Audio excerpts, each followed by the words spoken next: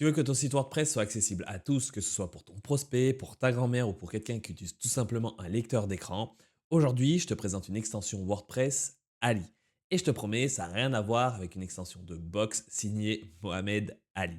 Mais avant de rentrer dans les détails de cette extension, je préfère te parler d'accessibilité. Qu'est-ce que c'est et pourquoi c'est important d'y penser aujourd'hui? On perd pas plus de temps, on y va, let's go! Si tu sais déjà qu'est-ce que l'accessibilité sur un site internet, je t'invite tout simplement à skipper ce passage-là pour aller directement à la découverte de l'extension WordPress Ali.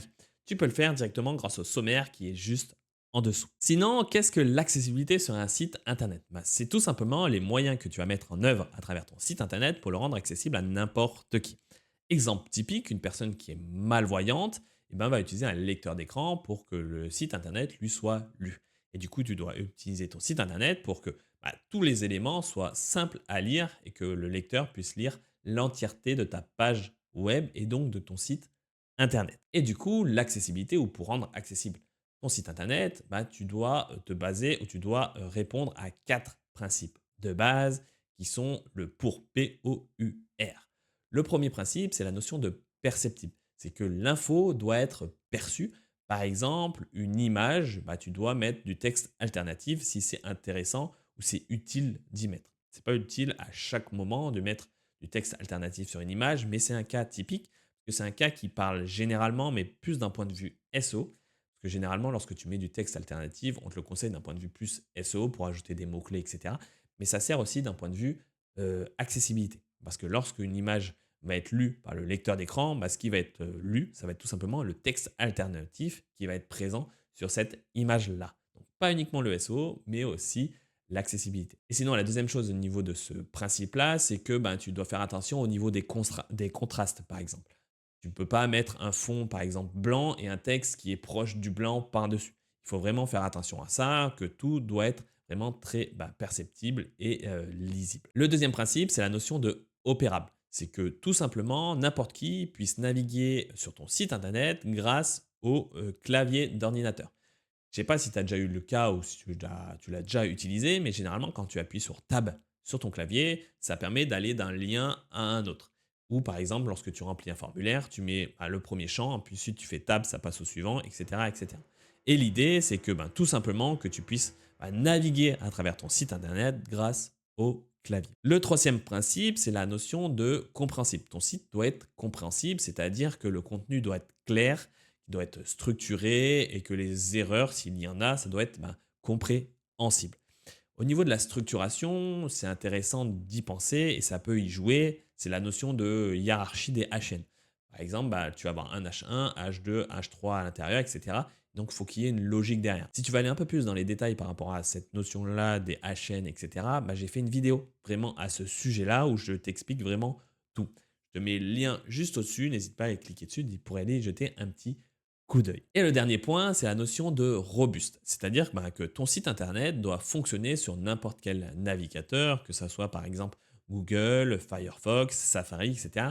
Mais aussi qu'il soit utilisable et accessible depuis si c'est ordinateur, tablette ou téléphone. Et donc pour rendre accessible ton site internet, tu dois donc répondre à ces quatre principes du pour, donc perceptible, opérable, compréhensible et robuste. Si tu veux un peu plus creuser le sujet, je t'invite tout simplement à faire des recherches sur Internet. Tu retrouveras toutes les informations nécessaires pour vraiment approfondir le sujet. Après, il y a beaucoup de choses qui est quand même un peu de la logique. Par exemple, lorsque je t'ai parlé de contraste, effectivement, tu vas pas mettre un fond blanc avec du texte blanc par-dessus. Donc il y a quand même pas mal de choses qui sont logiques, mais il y a d'autres choses qui sont un peu plus techniques, comme le texte alternatif que je t'ai parlé. Mais sinon, il y a différentes choses, par exemple la taille de la police, etc. Et donc, je te laisserai creuser le sujet. Après, si tu as des questions, n'hésite pas à les mettre en bas dans les commentaires et je te répondrai avec plaisir. Maintenant, pourquoi l'accessibilité doit être vraiment prise en compte lorsque tu vas créer un site internet? Parce qu'il y a eu des obligations légales qui ont été écrites et mises en place depuis le 28 juin 2025. C'est des directives européennes. Je te mettrai bien sûr les liens juste en dessous si tu veux aller creuser le sujet. Et en gros, tu dois répondre à certains critères justement pour que ton site doit être tout simplement accessible à n'importe qui. Et si n'importe qui ne peut pas accéder à ton site internet, tout simplement qu'il n'est pas accessible à tout le monde, bah, tu auras potentiellement des avertissements, des amendes, etc., etc. Mais bien sûr, tu as une période de transition. À partir de ce 28 juin 2025, tu ne devais pas être conforme dès le 29 juin 2025. Tu as jusqu'au 28 juin 2030. Alors, c'est ce que j'ai vu à travers les articles. Peut-être que ça a changé, peut-être que c'est faux, mais c'est ce que j'ai vu. Donc, je te mettrai bien sûr, comme je t'ai dit, les liens juste en dessous. Donc, tu as 5 ans pour faire cette transition. Après, il ne faut pas que tous les sites internet soient accessibles à 100%. Il me semble, de ce que j'ai compris, c'est que ça ne concerne pas les petites entreprises. Par exemple, alors j'ai noté juste en dessous les informations, j'ai vu que c'était marqué lorsque tu as moins de 10 employés ou un chiffre d'affaires annuel qui est inférieur à 2 millions d'euros, bah, ils ne seront pas concernés par cette obligation. Donc, mais si par exemple, ton entreprise, si tu as une grosse entreprise ou si tu es prestataire et que tu travailles avec une grosse entreprise, il faudra y réfléchir où il faudra en parler justement à cette entreprise pour faire les modifications nécessaires pour le rendre accessible à n'importe qui. Même si tu es une petite entreprise, ça ne veut pas dire que tu dois négliger l'accessibilité parce que c'est quelque chose qui est important et on ne sait jamais, potentiellement, tu peux avoir aussi de nouveaux prospects qui vont te trouver, qui vont prendre contact avec toi parce que ton site est accessible à eux et que tes concurrents, justement, ils n'ont pas fait l'effort nécessaire pour le rendre accessible à n'importe qui. Donc c'est vraiment une notion qui est vraiment à prendre en compte aujourd'hui. Maintenant, partons à la découverte de l'extension WordPress Ali. Mais avant d'entrer dans le vif du sujet et parcourir cette landing page, je tenais à être transparent avec toi, comme je te le dis et comme je te le répète à travers mes différentes vidéos YouTube, je le serai toujours. Et pour être transparent avec toi, cette vidéo, c'est une vidéo partenariat avec Elementor pour te faire découvrir l'extension WordPress Ali. Mais qui dit partenariat dit pas forcément que je vais te vendre du rêve et t'inciter à acheter cette extension. Tu feras ton pour et ton contre. Et moi, mon objectif, c'est de te partager mon ressenti et bien sûr les avantages et les inconvénients de cette extension. Potentiellement, la version gratuite te suffira, mais je te partage tout. Et qui dit partenariat dit bien sûr un lien partenaire dans lequel je touche une commission. Donc si par la suite tu veux te procurer la version pro d'Ali, n'hésite pas à passer par ce lien-là. Pour toi, ça change absolument rien. Ça sera le même prix, sauf que pour moi, je touche une commission derrière. Et tu retrouveras ce lien dans la description de cette vidéo YouTube. Maintenant, place à la découverte de cette landing page. Alors, l'extension WordPress Ali, qu'est-ce que ça permet de faire? Ça permet tout simplement de rajouter une fonctionnalité à travers ton site internet pour que n'importe quel internaute puisse modifier l'apparence de ton site internet sans que cela impacte d'autres internautes. C'est en gros, pour faire simple, par exemple, s'il trouve que le texte, celui-ci, est trop petit, il peut décider de le faire grossir pour justement le voir en plus gros. Mais ces modifications vont appartenir que à lui seul. Ça ne sera pas répercuté de partout. Sinon, ça sera une usine à gaz sur ton site internet. Et pour cette extension-là, il n'est pas nécessaire, voire même pas du tout, d'utiliser Elementor. C'est totalement deux choses indépendantes. C'est juste que Ali a été conçu par la société Elementor, mais tu n'es pas obligé de posséder Elementor pour utiliser Ali. Pas du tout. Et du coup, pour faire simple, au niveau des fonctionnalités, alors tu retrouveras bien sûr ce lien-là dans la description si tu veux faire un tour. Mais là, je te fais un petit bref rapido. C'est que tu vas tout simplement avoir un widget qui va permettre de faire apparaître une pop-up pour justement faire des modifications à travers ton site internet sans que ça se répercute de partout. Ça sera l'internaute qui pourra faire ces modifications comme il le souhaite. Mais tu comprendras un peu mieux par la suite. La deuxième chose, c'est la possibilité de créer une page de déclaration d'accessibilité, en gros pour dire à quel point ton site est accessible. Donc tu auras un texte par défaut, il me semble, et ça sera à toi potentiellement de modifier par la suite si tu souhaites le modifier. Alors généralement, tu vois ces notions d'accessibilité de plus en plus sur les nouveaux, pas les nouveaux sites, mais les refontes qui ont été faits sur le site des gouvernements. Par curiosité, t'iras voir. Non, t'iras pas voir sur le site des impôts parce que ils ne sont pas encore en place. Mais tu mets site du gouvernement où tu trouveras un site.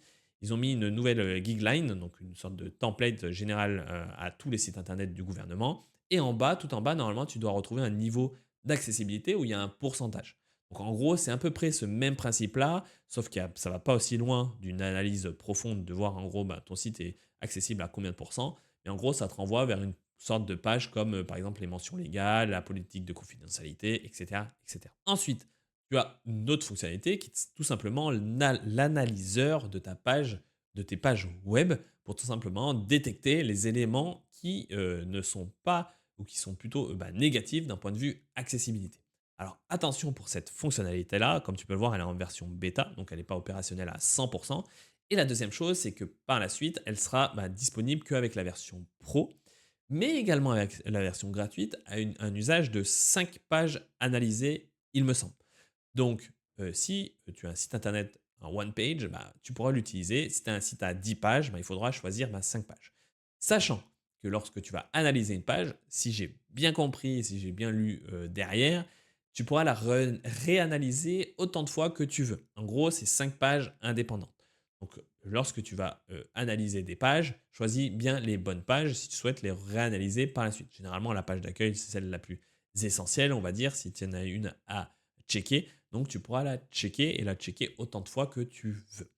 Ensuite, on enchaîne avec le suivi de vos progrès, tout simplement voir l'évolution de ton analyse, de ton accessibilité sur tes différentes pages. Alors pour ça, il me semble que c'est 100% la version pro, mais on verra tout ça par la suite. Il y a aussi également une dernière fonctionnalité qu'on verra pas, parce qu'il faut la version pro, et moi j'utilise seulement la version gratuite pour cette démo. C'est, il me semble, que la correction via IA. Lorsqu'il y a un problème d'un point de vue accessibilité, l'extension va te proposer de la corriger en mode IA. Alors, je ne sais pas ce que ça donne, je ne pourrais pas te dire vraiment si ça vaut le coup ou pas. Moi, je préfère utiliser à la mano pour être sûr de savoir ce que je fais, mais je préfère te le dire parce que ça sera possible normalement avec la version pro de Ali.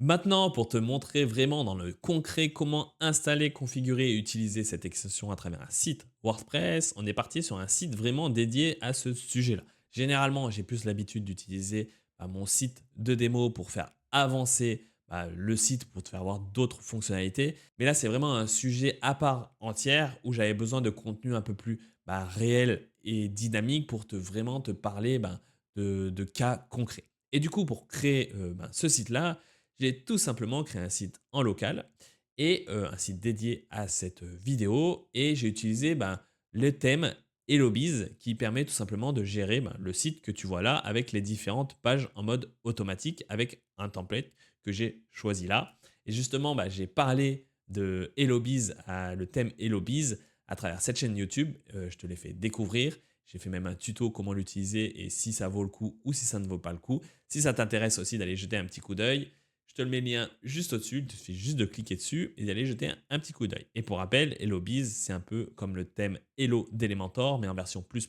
et simplifiée pour ceux qui veulent créer un site par eux-mêmes avec une sorte de template déjà prédéfini. Donc, pour ajouter l'extension WordPress Ali, c'est tout bête et tout simple. Comme d'habitude, tu dois aller sur ton admin WordPress, tu dois aller dans Extensions, ajouter une extension. Ici, tu vas marquer Ali comme cela, et ensuite tu vas retomber sur cette extension-là. Donc attention, effectivement, il y a une note de 3 sur 5. Après, je suis allé voir les différents commentaires par rapport à cette extension.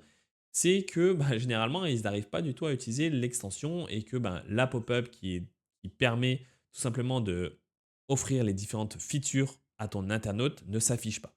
Alors, moi, on va voir si ça s'affiche. Donc maintenant, moi, je vais l'installer et ensuite, je vais l'activer pour justement activer toutes les fonctionnalités à travers ce site WordPress.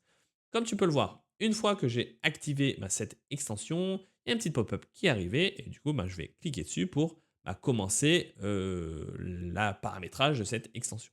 Donc, je vais juste suivre les différentes steps que cette extension propose pour justement configurer Ali. Ici, ça va te demander donc de te connecter à un compte Elementor. Donc effectivement, il faut quand même un compte Elementor pour justement utiliser cette extension WordPress Ali. Alors je pense que dans la foulée, tu peux le créer ici, mais moi j'ai un compte Elementor, donc je vais l'utiliser. Mais tu n'as pas la possibilité, c'est pas nécessaire d'avoir par exemple Elementor Pro pour l'utiliser. Il faut juste avoir un compte Elementor pour pouvoir faire la liaison entre ton site et Elementor.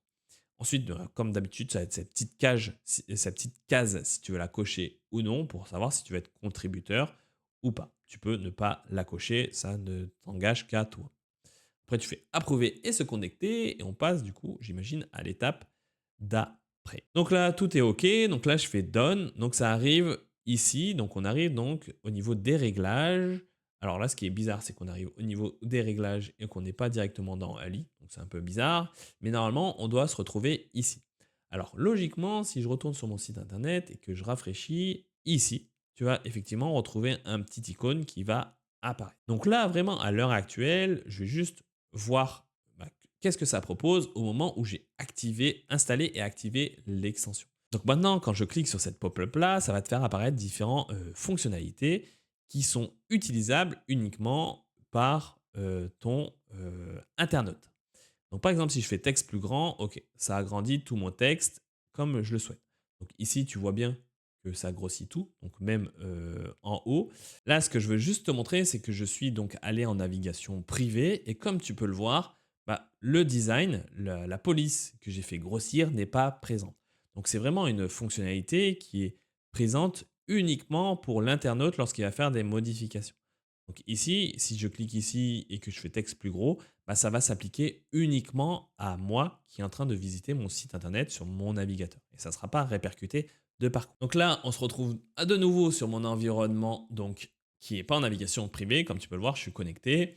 Et ensuite, ben, ce que je veux voir, c'est que par exemple, si je vais sur destination, effectivement, le texte est bien toujours gros. Donc ça, c'est ça qui est intéressant, c'est que j'ai défini mes propres paramètres au niveau de l'accessibilité et donc ça se répercute de partout. Donc ça, c'est super bien. Alors, je me suis juste permis de passer l'icône à gauche parce que je me suis rendu compte que du coup, ma grosse tête était juste dessus l'icône. Bon, tu as pu voir les fonctionnalités que je voulais te montrer juste avant. Mais moi, ce qui me dérangeait, effectivement, c'est ces petites flèches. Alors, je pense que ça signifie que lorsque c'est checké comme ça, c'est que tu as des modifications qui ont été effectuées. Si je remets du coup par défaut et que je rafraîchis, bah là, j'ai plus l'icône, mais si je modifie à nouveau et que je ferme, là, j'ai les petits checks. Ok, donc ça apparaît un peu en mode grossier, on va dire, mais je pense que c'est fait exprès pour apparaître et pour signifier que tu as fait des modifications qui sont propres à toi. Donc lorsque je clique dessus, donc effectivement, par défaut, tu peux voir, tu peux grossir le texte. Donc si je reclique, là, je remets à 0, ok.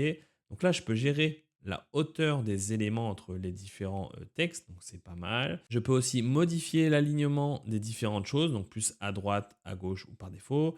La police, ah ok, donc là, ça change la police pour utiliser une police qui est plus générale et j'imagine lisible pour tout le monde, sans effet, parce que des fois, tu peux avoir des fontes où ça fait un peu des courbures qui ne sont pas très lisibles, on va dire, à la lecture. Et du coup, ça permet tout simplement de changer la police pour remettre la police de correcte.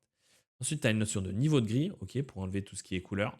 Donc ça peut être potentiellement intéressant si tu as des daltoniens et que du coup qui confondent un peu les couleurs. Bah là, tu mets au niveau de gris. Tu as la notion de contraste, ok. Donc là, donc, tu apparais tout en noir et donc ça fait apparaître, j'imagine, donc les liens en jaune, donc plus marqués. Ok, ça reste intéressant. Tu peux voir la structure de la page. Ok, donc là, c'est intéressant. Donc ça, c'est la structure de la page par défaut. Donc là, je suis sur une destination. Si je reviens sur la page d'accueil, ok, donc j'ai toujours mon notion de contraste. Et donc ici, tu peux voir la structure de la page. Donc là, effectivement, tu peux voir directement que quelque chose ne va pas par rapport à l'un des principes que j'ai expliqué tout à l'heure, au début de la vidéo.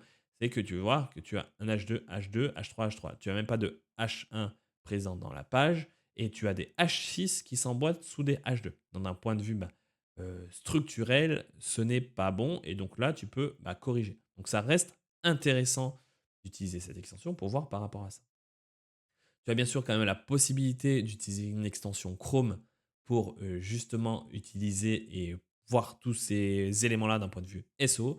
J'en profite pour mettre le lien juste au-dessus si tu veux aller jeter un coup d'œil. C'est en gros, pour faire simple, les 5 extensions Chrome que j'utilise d'un point de vue référencement naturel pour m'aider dans tout ce qui est optimisation SEO. Et la structuration des HTN en fait partie et ça propose une fonctionnalité qui est similaire à celle-ci, mais qui est en dehors de WordPress. Ok, donc ensuite on a masqué la lecture. Alors ça, je pourrais pas forcément dire à quoi ça correspond, masquer la lecture, ma foi. Si ça te parle, n'hésite pas à me le dire en commentaire, dans les commentaires de la vidéo pour m'expliquer à quoi ça sert, mais j'imagine que ça, c'est pour vraiment focus la lecture à une zone. Là, ça masque les images, ok, bien. Mettre en pause les animations. Alors, je veux voir un truc. Est-ce qu'il y avait des animations? Alors, je vais remettre en haut. Je rafraîchis. Est-ce qu'il y a des animations? Il n'y a pas d'animation sur cette page-là. Je ne pourrais pas tester cette fonctionnalité, il faudrait que je modifie la page, mais bon, c'est pas grave. Alors, contour de focus, donc je ne sais pas trop à quoi ça sert, rien ne se passe. Donc là, je viens juste de changer le contraste pour remettre à l'origine, parce que ça ne faisait pas très visible lorsqu'il y avait le contraste. Et donc, effectivement, à ce moment-là, lorsque je vais mettre en évidence les liens, bah, les liens sont bien cliquables et bien visibles et sortent bien du lot, on va dire. Donc là, je t'ai fait un tour des fonctionnalités de base de Ali lorsque tu l'installes. Maintenant, on va retourner dans l'admin pour voir qu'est-ce qui est possible de faire en plus. Donc, lorsque tu arrives ici, tu as la notion de scan, mais ça, on verra un peu plus tard. Nous, ce qui nous intéresse, c'est un peu plus les autres choses. Donc là, lorsque tu vas arriver donc, dans ta page widget, au niveau du design, tu as la possibilité de mettre différents icônes et tailles d'icônes, la possibilité de mettre une bordure si tu souhaites. Ok, donc ça reste intéressant. Tu peux mettre la notion de couleur. Alors là, ce qui est un peu dommage ici, c'est que tu ne peux pas faire une notion de hover. Alors j'imagine que c'est peut-être fait exprès, mais généralement j'aime bien mettre une notion de hover pour justement lorsque tu passes la souris dessus, en plus d'avoir le curseur, d'avoir un peu un effet qui incite au clic. Donc là, tu ne peux pas le mettre forcément et tu ne peux pas mettre une couleur de RGBA avec une certaine opacité. Donc c'est un peu dommage, mais je pense que c'est fait exprès pour le RGBA. Tu as la possibilité d'ajouter un icône, donc j'imagine que ouais, c'est un SVG que tu peux ajouter ici. Et donc tu dois autoriser l'upload des SVG. Ok. Ensuite, donc ici, donc là c'est ce que j'ai modifié tout à l'heure en cours de vidéo, c'est que tu peux modifier la position de ton élément là. C'est-à-dire tu veux le mettre plutôt en haut, en bas, etc. Tu peux mettre une position exacte, donc ça à voir. Donc là, tout n'est pas traduit en français. Alors je ne sais pas si c'est lié que je suis en local, du coup il y a un petit micmac, mais normalement ça doit être traduit en français. Je crois que j'étais allé voir sur justement la page de l'extension WordPress et c'était marqué que c'était traduit Zable en français et qu'il y avait déjà la traduction. Donc voilà par rapport à ça. Ah, donc tu peux potentiellement masquer sur des stocks et du coup tu peux faire la même chose sur mobile. Ensuite, lorsque tu vas dans cette fonctionnalité, ici tu vas voir les différentes options qui sont possibles de mettre et du coup par défaut, il y a tout qui est coché sauf celle-ci, le plan du site. Donc tu as la possibilité, ah oui, de mettre un lien vers ton sitemap. Et du coup, je vais voir si j'enregistre ici, que je retourne ici que je clique à nouveau ici, normalement, je vais voir sitemap ou plan du site qui est en français. Et du coup, ça te redirige vers ton plan du site. Ok, donc ça reste intéressant si tu veux mettre le plan du site. Et ici, tu peux configurer, si tu veux, modifier des éléments là. Donc, par exemple, si je décoche ça et je décoche ça, je sauvegarde ici, je rafraîchis ici. Je retourne ici et je vois qu'elles ne sont plus présentes. Bon, tu peux avoir un preview ici en live. Dans la version pro, effectivement, tu as une sorte de screen reader. Donc là, j'imagine que tu as la possibilité d'avoir un bouton pour que ton contenu soit lu à l'oral par un lecteur. Et là, tu as la possibilité aussi de choisir la langue. Donc j'imagine si tu veux choisir si c'est du français, anglais ou toute autre langue. Donc ça, c'est les deux fonctionnalités qui sont présentes dans la version pro. Donc au final, tu as beaucoup de fonctionnalités qui sont présentes par défaut et tu en as deux qui sont quand même minimes, je pense, pour l'utilisation à travers la pop-up. Parce que le screen reader, j'imagine, j'ai jamais fait dans le cas concret, mais j'imagine que c'est lorsque par exemple tu es malvoyant, tu as ton propre lecteur d'écran qui est lié à ton Google Chrome. Et du coup, cette fonctionnalité ne sert pas forcément à grand chose, ça serait vraiment une duplication de fonctionnalité. C'est pas forcément gênant de ne pas l'avoir. Après, par contre, la notion de langue sélecteur, si par exemple à ce moment-là tu as du multilangue, ça peut être chiant parce qu'il me semble que par défaut, tu n'as pas la possibilité de choisir la langue. Donc c'est lié par rapport à la langue de ton site WordPress, j'imagine.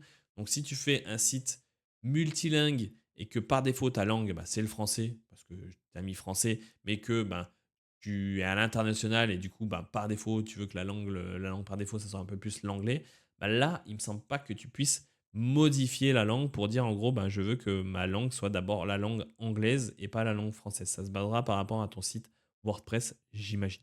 Et ce qui est bien, c'est que déjà, tu as tous les éléments là qui sont bien traduits en langue française. Alors, il y a juste l'admin qui n'est pas traduit, mais tout ce qui est front, donc le plus essentiel, on va dire, c'est traduit parce que là, ça reste quand même des fonctionnalités assez minimes. Il n'y a pas trop de choses à comprendre. Et sinon, pour la version pro, tu as aussi la présence de Ali by Elementor. Donc, j'imagine, oui. Donc, tu as ce petit icône-là qui apparaît lorsque tu vas ouvrir la pop-up de ce widget. Donc là, si tu as la version pro, tu pourras masquer ça. Et la dernière fonctionnalité, c'est Skip to Main Content. Alors, pour faire simple, ici, tu devras mettre un ID pour en gros, lorsque quelqu'un souhaite aller directement au contenu en utilisant le clavier, soit directement redirigé vers cet élément-là. Alors ici, par défaut, lorsque tu utilises dièse et content, ça veut dire que l'ID doit être égal à content. Ici, dans mon code, il n'y a pas de content égal à ID. Du coup, si je rafraîchis ma page et que je fais tab, en fait, c'est juste, ça va parcourir mes différents éléments, comme tu peux le voir. Donc là, je fais tab, ça parcourt chaque élément là. Par contre, si je vais récupérer un élément où il y a un ID, donc le seul qu'il y a actuellement, c'est ici. Donc je vais le prendre celui-ci, donc c'est la barre de menu. Si je modifie ici et que je mets WP admin bar, que je fais sauvegarder, donc à ce moment-là, je rafraîchis ma page. Donc là, lorsque je vais faire tab, le premier élément qui va être sélectionné, c'est ça. Ensuite, la flèche. Ensuite, l'icône d'accessibilité. Ensuite, donc, l'URL. Et là, à ce moment-là, j'arrive sur le WP admin bar. Et donc là, à ce moment-là, tu peux voir qu'il y a le bouton aller au contenu principal. Et du coup, normalement, quand tu cliques ici, ça doit te scroller vers le contenu principal de ta page, je pense. Ensuite, on passe au statement. Donc là, j'imagine que c'est donc la fonctionnalité pour ajouter ta page d'accessibilité à travers ton site internet, comme des pages de mention légale. Donc là, tu as la possibilité de dire en gros que tu en as une qui existe. Sinon, ok, je veux en créer une. Donc là, tu mets ton company name. Donc moi, je vais mettre CC. Ton URL. Donc moi, je vais mettre l'URL du site. Hop, hop. Et mon numéro, mon contact, je vais mettre contact ali.local.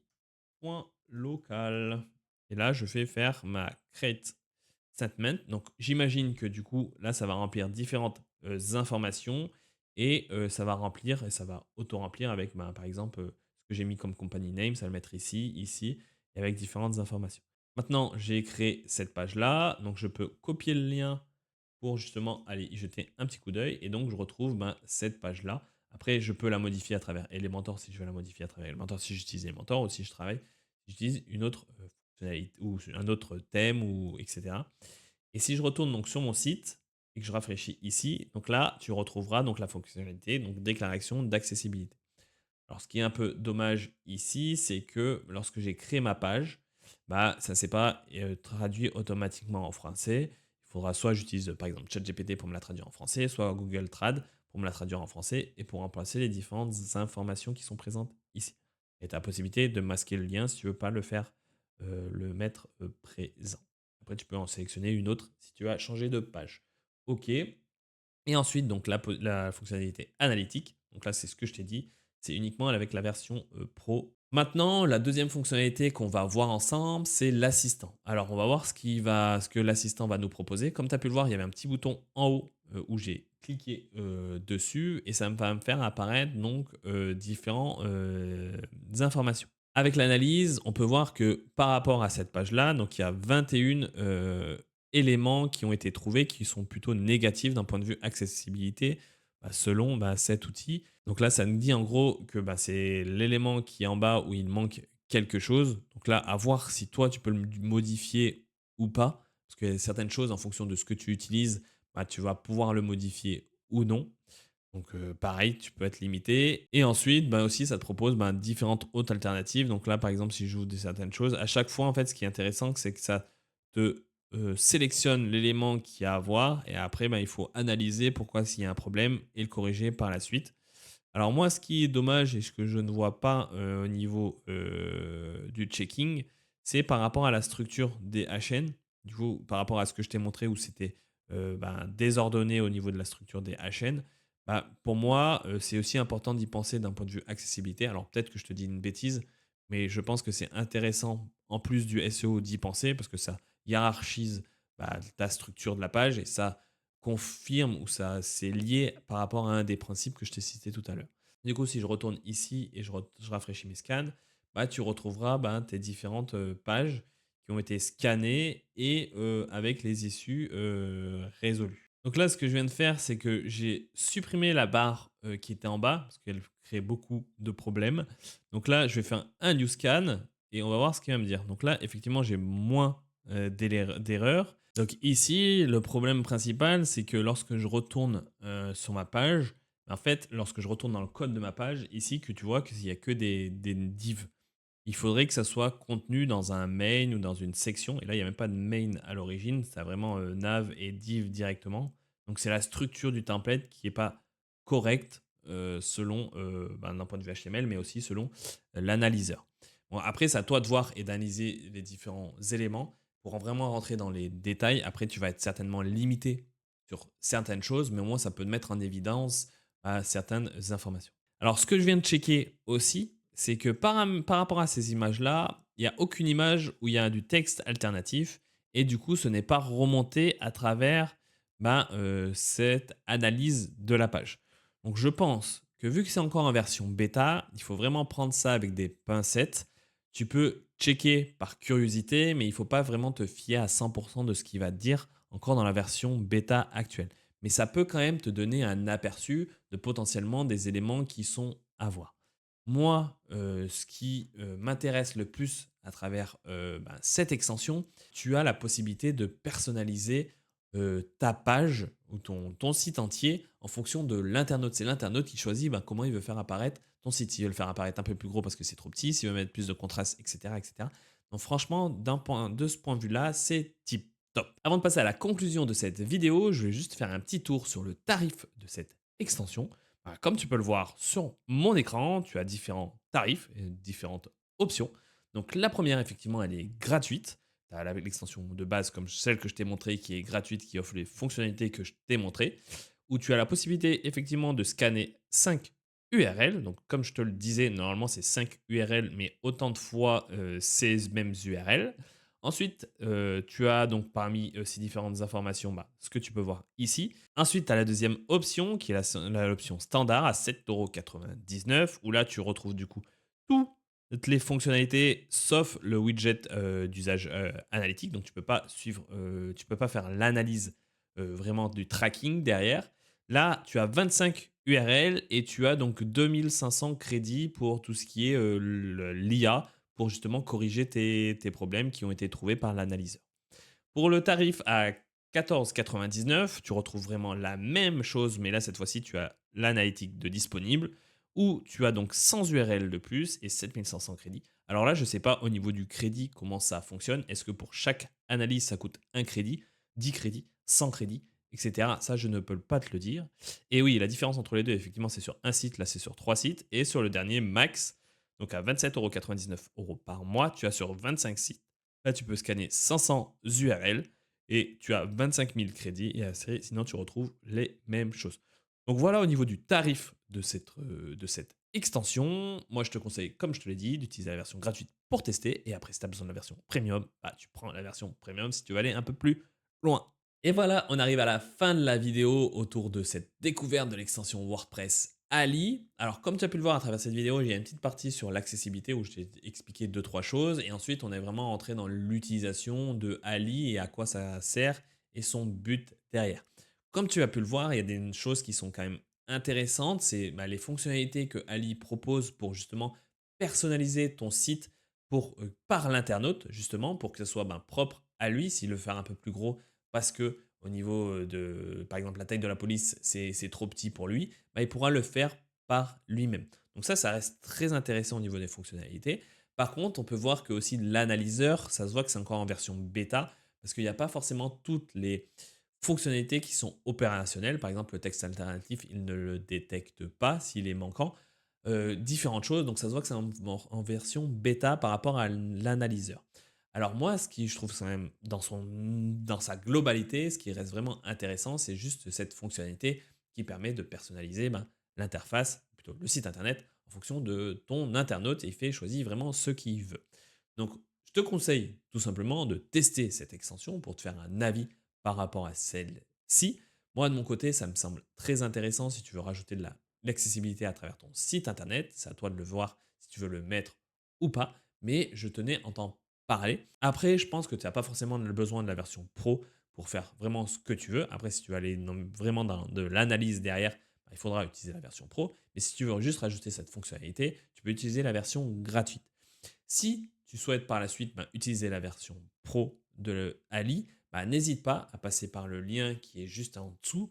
C'est un lien partenariat avec Elementor sur Ali. Et derrière, je touche tout simplement une commission par rapport à ce que tu vas prendre. Ça sera le même tarif, sauf que je touche une com derrière. Et ça permet de soutenir la chaîne et me donner de la force au quotidien pour que je continue tout ça. Sinon, j'espère tout simplement que cette vidéo t'a plu et que tu as appris de nouvelles choses. Si c'est le cas, n'hésite pas à mettre un petit like sous la vidéo. Ça l'aide pour son référencement et ça me donne aussi beaucoup de force au quotidien. Si tu as des questions, n'hésite pas à les poser en commentaire en dessous de la vidéo. Je te répondrai avec plaisir, comme d'habitude.